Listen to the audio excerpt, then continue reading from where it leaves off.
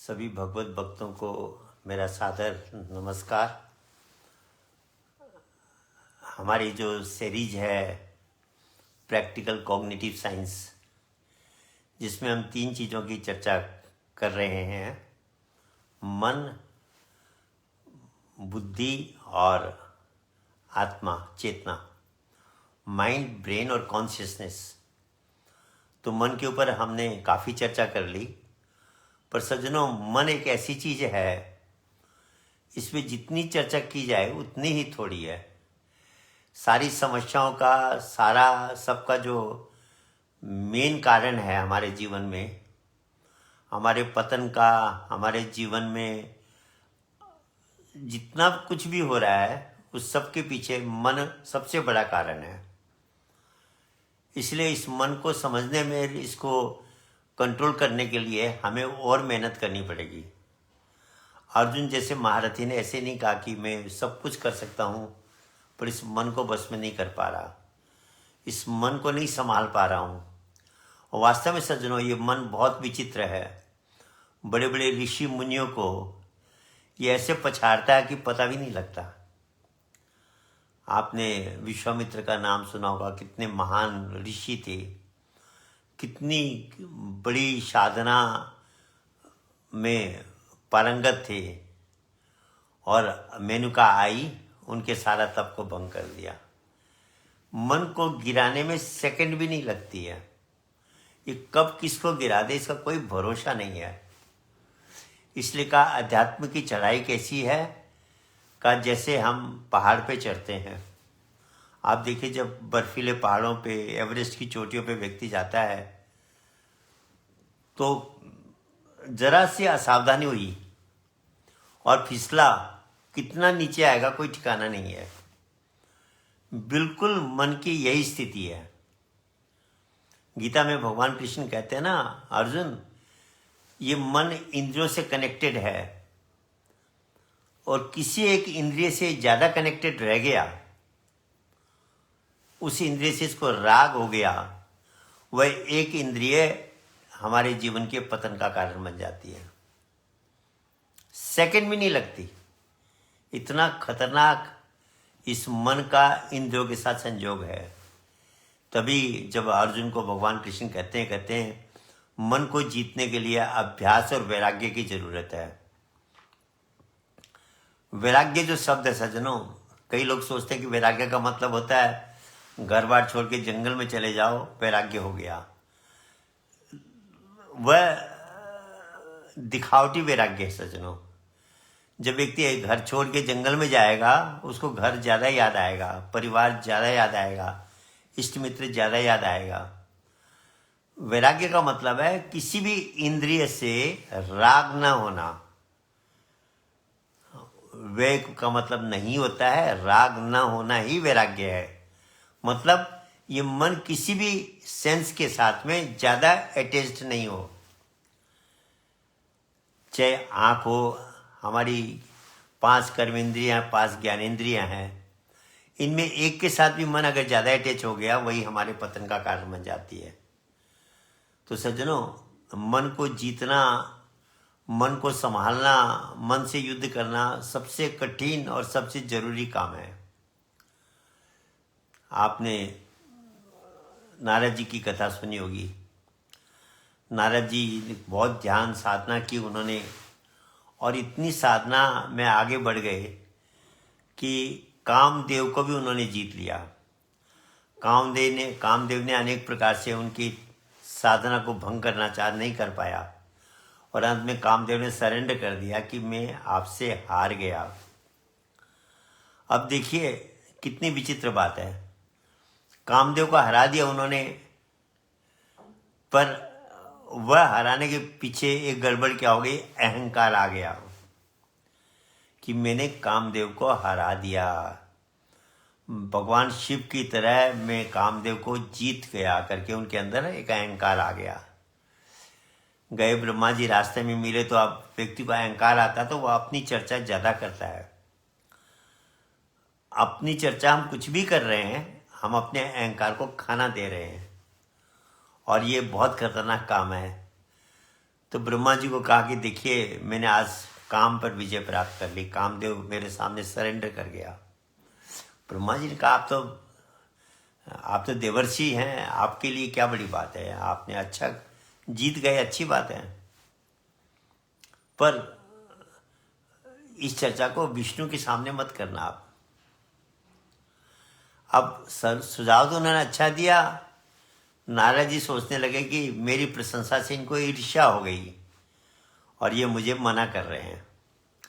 फिर शंकर जी मिले, शंकर जी को भी उन्होंने वही बात कहा कि देखिए मैंने कामदेव पे विजय प्राप्त कर ली। शिव ने भी कहा, उनकी बड़ाई की, पर कहा इसकी चर्चा ज़्यादा करना ठीक नहीं रहेगा आपको ना। नारद जी ने फिर उल्टा सोचा, बोला इन्होंने कामदेव को जीता था, मेरे जीतने से इनको परेशानी हो रही है। और वो स्पेशली भगवान विष्णु को कहने के लिए गए कि ऐसे देखिए मैंने साधना करके कामदेव पे विजय प्राप्त कर ली। अब सज्जनों, भगवान का भोजन क्या है ये तो हमें पता ही है। जब भगवान से पूछा गया कि आपका भोजन क्या, तो बोले मैं व्यक्ति का अभिमान खाता हूँ, अहंकार खाता हूँ। जब व्यक्ति में अहंकार आ जाता है तो कोई ना कोई ऐसा काम करते हैं कि उसके अहंकार को समाप्त करते हैं, और अहंकार समाप्त होके हम अपने ओरिजिनल लेवल पे जब तक नहीं आते तब तक हम उस पूर्ण अवस्था को भी प्राप्त नहीं कर सकते जो परमानेंट की अवस्था है, जिसको हम इनर्टनेस कहते हैं।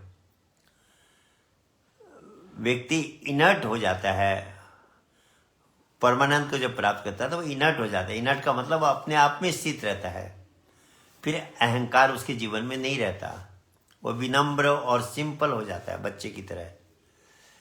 तो विष्णु जी ने कहा, हाँ नारद जी, आप क्यों नहीं जीत सकते कामदेव को, आपने जीता, आपके लिए, आपको इसके लिए कंग्रेचुलेशंस है, बधाई है।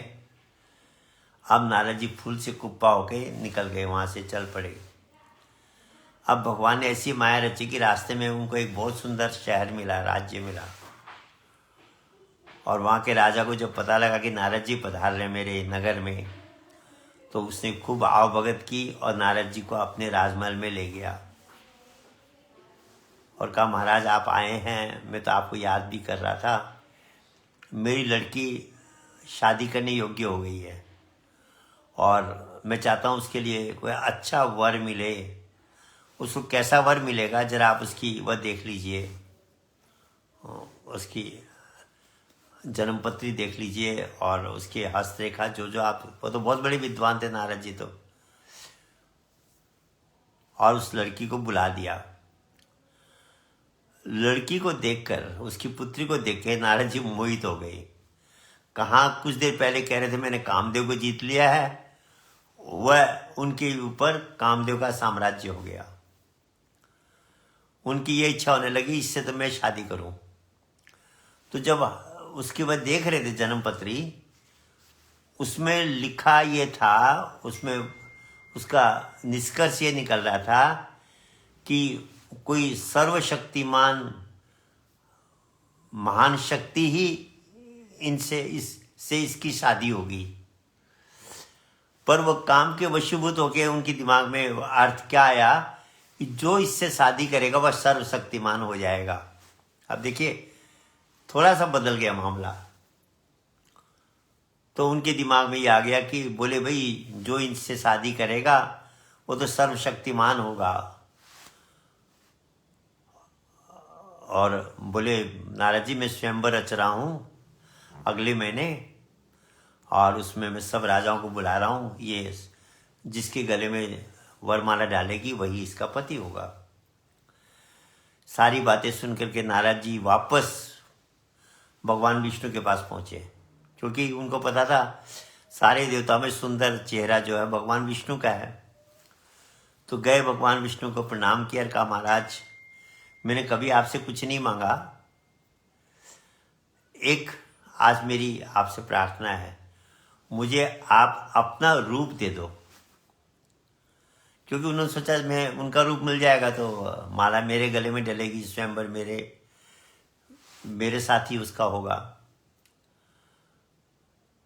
भगवान विष्णु कहने लगे, नारद जी क्या? बोले बोले हाँ महाराज, मुझे बस आप अपना रूप दे दो। और प्रभु आप तो इष्ट देव हैं मेरे, मेरा जिसमें भला हो वही आप करते हो, तो मुझे तो हमेशा विश्वास है कि आप मेरा भला करोगे।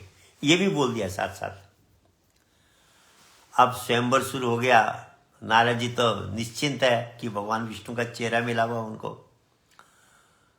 वह बैठ गए राजाओं के साथ। वह स्वयंवर माला लेकर के राजकुमारी घूम रही है, तो जब उनके नजदीक आती तो ऐसे मुंह को आगे करते थे। अब वो उनके मुंह को देखे ऐसे मुंह फेर लेती थी। अब ये जितनी बार वो घूमी उतनी बार ये दृश्य हुआ। बगल में उनके शिव के गण बैठे हुए थे, वही ये ड्रामा देख रहे थे कि नारद जी मुंह आगे कर रहे हैं, और वह औरत, वह लड़की राजकुमारी उनको देखते मुंह एकदम घुमा रही है। कुछ देर बाद उसने 1-2 राउंड देने के बाद में एक के गले में माला डाली और वो उनको लेके चला गया। नारद जी बहुत दुखी परेशान, क्योंकि उनके ऊपर तो काम का मन का साम्राज्य हो गया था। कहाँ मन को जीत लिया था, कहाँ मन उनको पछाड़ चुका। जब निकले बाहर, उन गणों से रहा नहीं गया। अरे बोले नारद जी, एक बार अपना चेहरा तो देख लो, शीशे में या तालाब में कहीं भी। कैसा चेहरा लेके आए थे स्वयंवर में। और नारद जी को तो विश्वास है कि मुझे तो भगवान विष्णु ने अपना चेहरा दिया है। जब अपना चेहरा देखते हैं तो दिखते हैं कि वो तो बंदर का चेहरा दे रखा है। अब बंदर के चेहरे वाले को राजकुमारी कैसे वरमाल डालती, इसलिए जब भी उनका चेहरा देखती तो वो मुंह घुमा लेती थी कि कहाँ ये बंदर मेरे सामने आ गया। अब वह कहते हैं काम की पूर्ति नहीं होती तो व्यक्ति में क्रोध पैदा होता है, और मैं पूरी तक क्रोध आ गया कि भगवान विष्णु ने मेरे साथ दगा किया। कहाँ मैंने अपना चेहरा मांगा था। वो ये भूल गया कि मुझे काम ने वश में कर रखा है, मैं मन के वश में हो गया हूँ, मन ने मुझे हरा दिया है। ये सारी बातें दिमाग से हट गई, वो सारा ज्ञान एक तरफ चला गया और वह एकदम गुस्से में पागल हो गई। पहले तो उन गणों को श्राप दिया कि तुम राक्षस बनोगे। उसके बाद आगे बढ़ते तो देखते हैं भगवान विष्णु उस राजकुमारी के साथ हैं। अब तो उनका पारा 7वें आसमान पे चला गया और वहीं भगवान को श्राप दे डाला कि जैसे आपने मुझे वियोग दिया है नारी का, ऐसे ही वियोग आप सहन करोगे। मुझे बंदर का चेहरा दिया तो आपको एक दिन ये बंदर ही आपके काम आएंगे। ऐसे अनेक श्राप दे डाले, क्योंकि काम उनके ऊपर छा गया था। मन के अंदर जो वायरस है, काम क्रोध लोभ मोह अहंकार, काम रूपी वायरस उनके ऊपर पूरी तरह छा गया था। जब श्राप दे दिया, भगवान विष्णु मुस्कुराते रहे। अभी भगवान ने कृपा करके वह उनके ऊपर जो काम का प्रेशर था उसको एक बार रिलीज कर दिया। रिलीज होते हुए देखते हैं, अरे मैं जोगी सन्यासी, मैं एक अध्यात्म का साधक, क्या कर दिया मैंने, मेरे साथ क्या हो गया। तब कहते प्रभु मैं तो सोच रहा था मैंने काम को जीत लिया, मन को जीत लिया, पर ये मन ने तो मुझे हरा दिया। तब वह विलाप करने लगे, गिड़गिड़ाने लगे प्रभु के सामने, बोले मैं क्या कर बैठा। तो भगवान विष्णु कहते हैं कि कोई बात नहीं नारद जी, ये मन हरा देता है, अब फिर जाके नाम का सुमिरन करो। जाई जपो शंकर सतनामा, पायो हृदय तुरंत विश्रामा। अब उस सतनाम का सुमिरन करेंगे तो आपको फिर से आपका मन का मेल हट जाएगा और आपको फिर शांति प्राप्त होगी। सतनाम का मतलब सजनों मुंह से सतनाम नहीं कहना। सतनाम का मतलब वह नाम जो परमानेंट है, जो एब्सोल्यूट ट्रूथ है। जुगादी सच है भी सच, नानक होसी भी सच। जो बिफोर क्रिएशन भी था, अभी भी है, और सारी सृष्टि ब्लैक होल में समा जाएगी तब भी वह नाम रहेगा, वह वाइब्रेशन रहेगा, प्राइमोडियल एनर्जी रहेगी। उसको सतनाम कहा गया। तो नारद जी फिर जाते हैं, उस नाम की साधना करके फिर अपनी स्थिति को प्राप्त करते हैं। तो मन इतना डेंजरस है, इसको हमने जीत लिया तो इसका मतलब परमानेंट नहीं जीता है, ये फिर हरा देता है। बड़े बड़े ऋषि मुनियों को इसने हरा दिया, और ये हमें तो कितनी बार हराता है, इसकी कोई लिमिट ही नहीं है। पर सज्जनों, एक बात है, कितनी बार भी हमें हराए, हमने हार नहीं माननी है, हमने फिर संघर्ष करना है और इसको जीतने का प्रयास करना है। आपने स्कॉटलैंड के राजा रॉबर्ट ब्रूस की कथा सुनी होगी। उनके ऊपर जब इंग्लैंड ने आक्रमण किया और जब वो युद्ध से हार गए, हार के जंगल में चले गए, दोबारा सेना इकट्ठा की, दोबारा युद्ध किया, फिर हार गए। ऐसे वह 6 बार हार गए थे। अंत में यह हालत हो गई कि वह निराश हो गए कि अब मुझे मेरा राज्य दोबारा नहीं मिल सकता, अब मुझे जंगल में ही जीवन बिताना पड़ेगा। तो एक गुफा में बैठे हुए, उदास, चिंतित बैठे हुए थे। एक मकड़ी चढ़ रही थी दीवार पे, और वो ऊपर उसको जाना था, वह कुछ दूर जाती थी, गिर जाती थी। वो फिर जो ऊपर चढ़ने की कोशिश करती थी, वह देख रहे थे, बोले ये मकड़ी जब नहीं चढ़ पा रही थी, इसको छोड़ देना चाहिए, ये क्यों बार बार प्रयास कर रही है। मकड़ी ऊपर जा रही है, फिर नीचे आ रही है, फिर जा रही है, फिर गिर रही है, फिर जा रही है, फिर गिर रही है। 6 बार ऐसा हो गया, पर उस मकड़ी ने हार नहीं मानी। 7वीं बार उसने मेहनत की, वह अपने जहां जाना था पहुंच गई ऊपर छत में। वह देख के राजा जो था रॉबर्ट ब्रूस, उसको एक स्पेशल प्रेरणा मिली, उत्साह मिला कि जब ये मकड़ी हार नहीं मानती है तो मैं क्यों हार मानूं, मैं फिर युद्ध करूंगा। उन्होंने फिर अपनी फौज इकट्ठा की, तैयारी की और युद्ध किया, जीत गए। तो ये दृष्टांत, ये इतिहास हमें एक प्रेरणा देता है कि हमने कितना भी मन कितनी बार भी हराए, हमने फिर इसको जीतने की कोशिश करनी है। और ये संकल्प एक दिन हमें मन को जिताने में सहयोग करेगा। सज्जनों, मन बहुत विचित्र है। श्री महाराज जी एक बार समझा रहे थे, बोले देखो जमीन बहुत बड़ी होती है, पर उसमें व्यक्ति पूरी जमीन पे मकान नहीं बनाता। बड़ी बड़ी जमीनें होती है, फार्म हाउस होते हैं, आपने देखा होगा, उसमें एक अच्छा सा मकान बीच में बनाता है। जमीन से मकान काफी छोटा होता है। मकान से भी छोटा दरवाजा होता है, जिस दरवाजे से अंदर हम जाते हैं। मकान बहुत बड़ा होता है, दरवाजा छोटा होता है। वो दरवाजे से भी छोटा क्या होता है, ताला होता है, जिससे हम मकान के दरवाजे को बंद करते हैं। ताले से भी छोटा क्या होता है, चाबी होती है, जिस चाबी से हम ताले को लॉक करते हैं और बंद भी करते हैं, खोलते भी हैं। तो अगर हमने ताला लगा दिया, मकान बहुत बड़ा है, फार्म हाउस बहुत बड़ा है, उस मकान बड़ा है, उसमें हमने दरवाजे पे ताला लगा दिया, अब हमको मकान के अंदर, इतने बड़े मकान के अंदर प्रवेश करने के लिए सबसे इंपॉर्टेंट चीज क्या हो गई, चाबी हो गई। अगर हमारे पास चाबी नहीं है तो हम उस मकान में नहीं घुस सकते। जबकि चाबी एक छोटी सी चीज है, पर वो छोटी चीज इतनी पावरफुल है, इतनी इंपॉर्टेंट है कि उसके बिना हम मकान में, उस घर में प्रवेश नहीं कर सकते।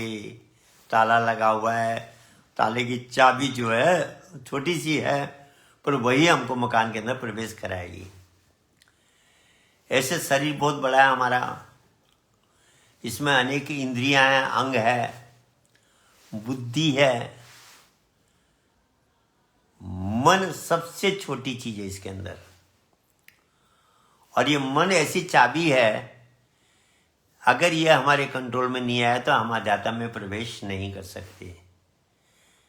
ये एकाग्र नहीं हुआ तो हम 10वें दरवाजे से प्रभु के लोक में नहीं जा सकते। इसलिए मन सबसे इंपॉर्टेंट है हमारे जीवन में।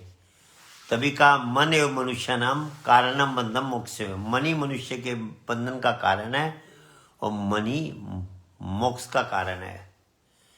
इसलिए सज्जनों, मन पर हम लोग बहुत चर्चा कर चुके, पर तब भी ये अधूरी लगती है, क्योंकि मन को समझना, मन पे विजय प्राप्त करना जीवन का सबसे बड़ा काम है। ये कब तक हराएगा? जब तक आप उस एनलाइटनमेंट की अवस्था को प्राप्त नहीं करते। जैसे हम पहाड़ पे चढ़ रहे हैं, तो चोटी पे जब आप जाते हैं किसी पहाड़ पे, तो वहाँ मैदान होता है टॉप में। अब जब तक हम चोटी पे नहीं पहुंचे हैं, हम चढ़ रहे हैं, हम कभी भी फिसल करके धड़ाम से नीचे आ सकते हैं।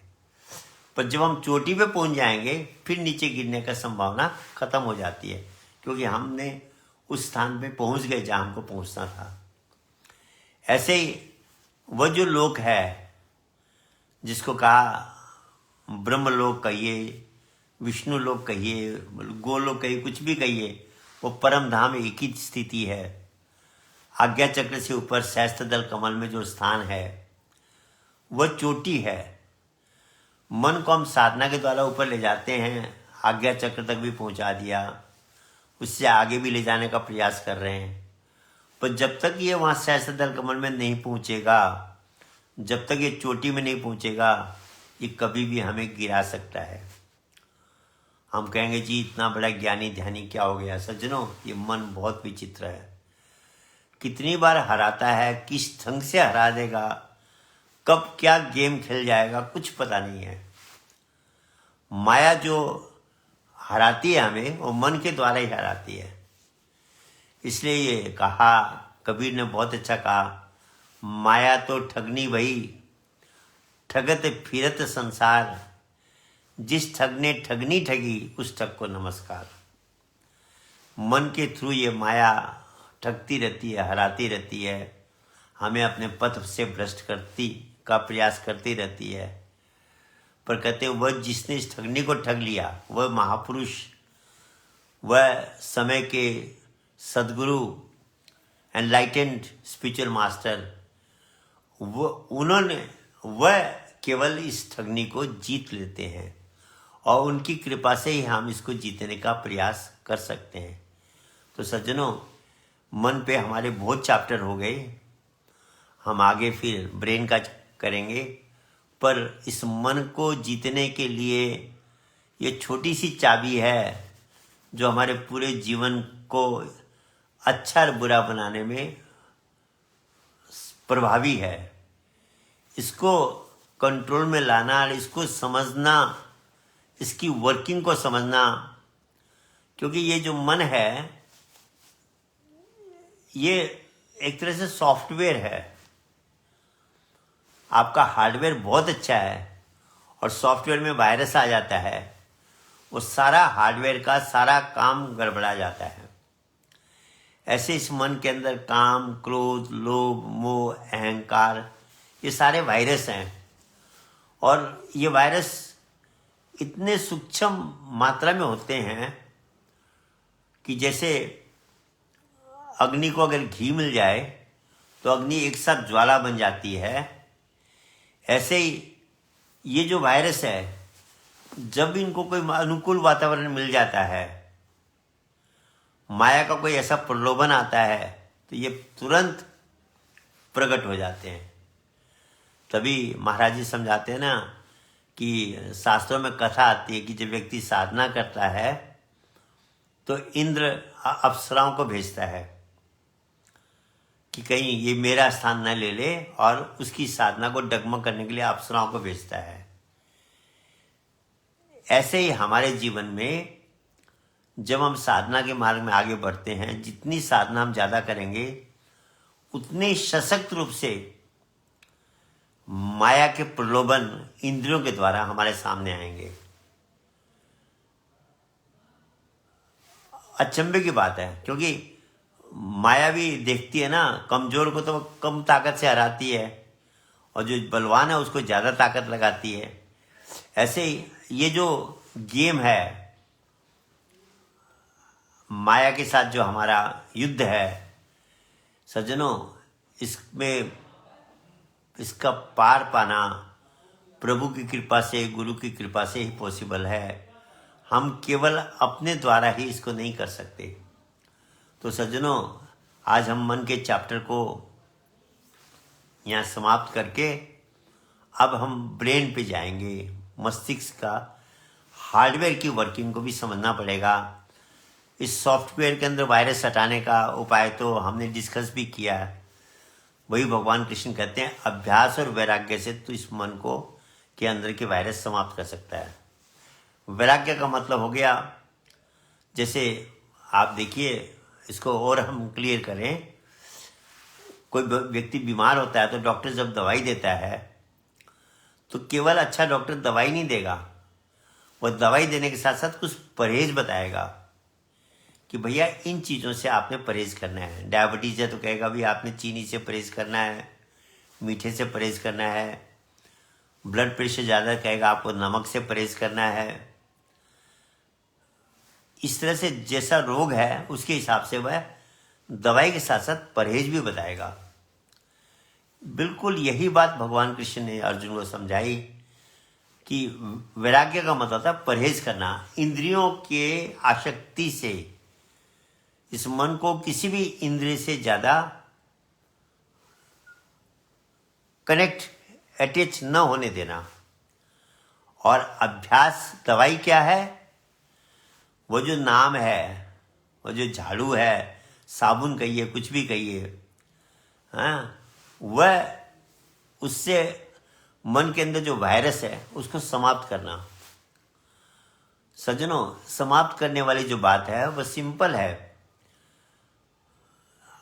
कई बार हम इस चर्चा को कर चुके हैं, महाराज जी भी कई बार समझा चुके हैं कि हवा की जब स्पीड घटती है तो उसके अंदर के मेला, उसके अंदर के धूल के कण, गंदगी अपने आप नीचे गिर जाती है। पानी को जब स्थिर करते हैं तो उसके अंदर जो मट्टी होती है वह नीचे अपने आप जम जाती है। ऐसे अभ्यास जब हम करेंगे तो मन की स्पीड घटती है। जितनी मन की स्पीड घटेगी उतने ही इसके अंदर के वायरस खत्म होते चले जाएंगे। तो वो जो नाम हमारे अंदर है, जिसको सतनाम कहा गया, अक्षर ब्रह्म कहा गया, उसकी जो स्पीड है, उसका जो वाइब्रेशन है वो डेल्टा है। डेल्टा वाइब्रेशन ऐसा वाइब्रेशन है कि अगर हमारा मन डेल्टा में वाइब्रेट करने लग जाए तो इसके सारे वायरस समाप्त हो जाएंगे। पर मन हमारा बीटा में है। तो जब हम मन को उस नाम से जोड़ेंगे, उस अक्षर ब्रह्म से जोड़ेंगे जो हमारे अंदर है, नेचुरल है, मुंह से जपने वाला नाम नहीं है, वह वो ऑटोमेटिक है। उससे जब हम कनेक्ट करेंगे तो मन धीरे धीरे कनेक्ट होने के कारण इसकी स्पीड घटती चली जाएगी। और अगर अभ्यास करते करते गुरु महाराज की, सदगुरु की कृपा से अगर ये मन उसमें कनेक्ट हो गया अच्छी तरह और डेल्टा अवस्था को अगर इसने प्राप्त कर लिया तो ये बिल्कुल साफ हो जाएगा। पर जब तक मन डेल्टा में नहीं जाता है तब तक इसके वायरस संपूर्ण रूप से समाप्त नहीं होते हैं। और उससे पहले अगर हमारे अंदर नाराज जी की तरह अहंकार आ गया कि मैं तो सिद्ध हो गया, सज्जनों, ये माया ठगनी गिराने में बिल्कुल समय नहीं लेती है। इसलिए हमने सचेत रहना है। हार गए इससे कोई बात नहीं है। राजा रॉबर्ट ब्रूस की तरह उस कथा को याद रखना है, मकड़ी वाली बात को याद रखना है कि मैंने फिर इसको मन को जीतना है। और लाइफ में सबसे बड़ा जो काम है, इस मन की लड़ाई को अगर हम जीत गए इस जन्म में, मनुष्य जन्म में, तो इससे बड़ा कोई काम नहीं है। मन ही बंधन देता है, मन ही हमको मुक्त कराएगा। इसलिए मन वश में हो गया तो ये हमको मुक्ति कराएगा, मन के वश में हम हो गए तो ये हमको 84 के बंधन में डालेगा। तो सज्जनों, आज हमारा यहीं पर हम विश्राम लेते हैं और नेक्स्ट एपिसोड में हम अब अगले चैप्टर में जाएंगे मस्तिष्क के बारे में। ये ब्रेन की संरचना क्या है, ये हार्डवेयर कैसा है, इसकी फंक्शनिंग कैसे है, न्यूरोलॉजिकल चर्चा हम करेंगे। और उसके बाद फिर चेतना की चर्चा होगी, तब हमारे प्रैक्टिकल कॉग्निटिव साइंस की सीरीज पूरी होगी। तो आज सबको मेरा धन्यवाद, नमस्कार।